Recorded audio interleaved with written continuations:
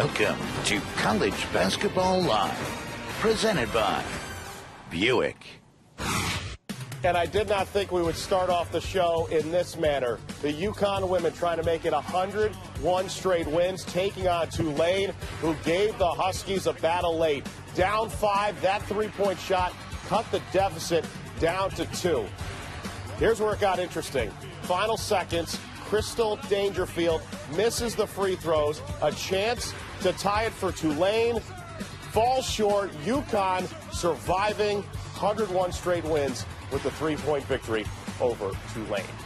And with that, we welcome you into the latest edition of College Basketball Live presented by Buick alongside Andy Katz. I'm John Brickley. What a Saturday it was in college basketball. Let's start with the big matchup in the Big 12. Number 3 Kansas battling with number 4 Baylor in Waco. And that NBA dunk contest we saw Saturday night, we would see plenty of that here this afternoon. Let's start with Kansas. Josh Jackson putting on a clinic early on. Yeah, he has blossomed into a superstar for Kansas. Really, NBA personnel people have told me he could be in the top 3, assuming he comes out in June. Frank Mason, 8 assists in this game. Another one to Jackson, this time with the one-handed flush.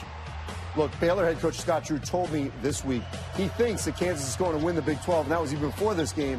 And a lot of it has to do with you got to knock off Kansas, and Baylor really struggling to do so. Jayhawks within 2. It turned into crunch time. The dunk contest over. Less than 20 seconds left. We're tied up at 65. Devontae Graham, that shot off the mark. Landon Lucas, huge performance in this one. Yeah, he goes to the free throw line with that offensive rebound. He's going to make both free throws. And the key situation coming up here, John, is whether or not Scott Drew should call a timeout after this free throws by Landon Lucas. He makes the decision to call a timeout. Why? Well, I talked to him about this, and the reason being is that he felt that Manu Lacan, who had injured his ankle with about 7 minutes left, was not quick enough right now to get it down court. See, he was going to call a timeout. And he designed a play that he told me was for Jonathan Motley because he didn't think Manu could get by the defenders. Watch what happens here. This is how he described it. Sort of a tough pass that he makes. The ball gets back to Manu Lacan. He can't get it to Motley. Gets double-teamed. Gets off a poor shot. So Drew told me the reason he called the timeout was because he just was not confident that Manu could make the play. So Kansas's second win against the top 5 Baylor team this month. After the game, Frank Mason tweeted out, "Secure the ring alert," because Kansas is just 1 win away from at least a share of the Big 12 title, which would be their 13th straight, which would be remarkable. They can clinch it Wednesday against TCU. And Kansas has gone 18-1, Andy, through January 21st, winning by over 15 points per game. But after that hot start, the Jayhawks have cooled off. The team has just a plus 0.3 points differential. The only game decided by 10 or more points in that span was their 85-69 loss to West Virginia back on January 24th. And at this point, you can arguably say it's just a formality of when this team is going to clinch. And look, this may be blasphemy to say, but I think what they've accomplished in the Big 12, which will be 13 straight Big 12 regular season championships, is more impressive than what UCLA did to get to their 13 under John Wooden. And the reason is it's a different game. It's more competitive now in terms of more teams going to the postseason. The Big 12, those arenas, the home courts, I think, are better today. Now, I didn't live through it then, but I just think it's a tougher, basically what they've accomplished, I think, is tougher now than then. It's remarkable. It's a true round robin. A lot of these conferences, unbalanced schedules. This one, true round robin, very impressive for Kansas. And there was question marks, too. 5 games played in 14 days. Whether or not fatigue would play a factor. Unbelievable Clearly comebacks, too. Not the case. Kansas rolling. Meanwhile, another team on a roll has been the last team undefeated in college basketball. That is Gonzaga, the 6th team in the last 35 seasons to start off 27-0, playing host to Pacific, and it was the big fella, Jim Karnowski, wide open for the bucket. Look, it's just so difficult to stop him. Mark Few has told me throughout the course of the year, they didn't know he'd come back because of the back surgery. He's been better than expected, and so is Nigel Williams-Goss, who does a little bit of everything for the Zags since transferring from Washington. Finished with a game-high 18. Gonzaga rolls now 28-0 on the season. Second-ranked Villanova in a matchup against Seton Hall. Just going to fair warn you, this one is tough to watch from my end. Being a Hall graduate, the Wildcats, one of the 5 Wild turned into Jalen Brunson. He was tremendous from 3. The #1 star in this game. What about Jenkins as well? It's Chris Jenkins hits another big 3. Villanova at one point, Andy, in this game went on a 22-1 run.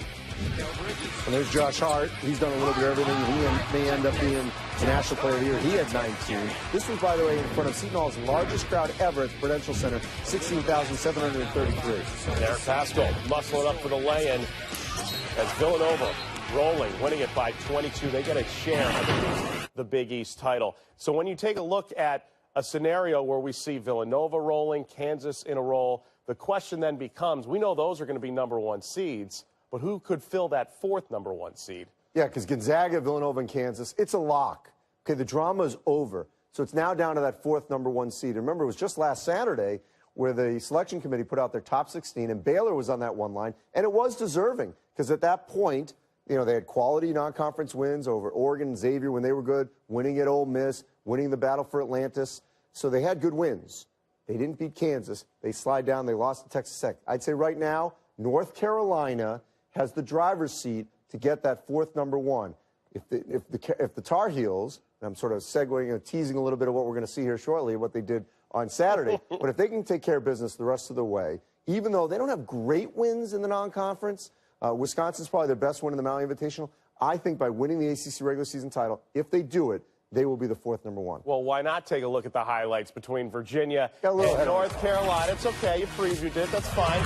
Both teams coming in, ranked in the top 15. Best offense in the ACC for North Carolina going up against the top defense. And Justin Jackson was a force to be reckoned with. That 3 from 31.5 feet. This one almost from 30 feet.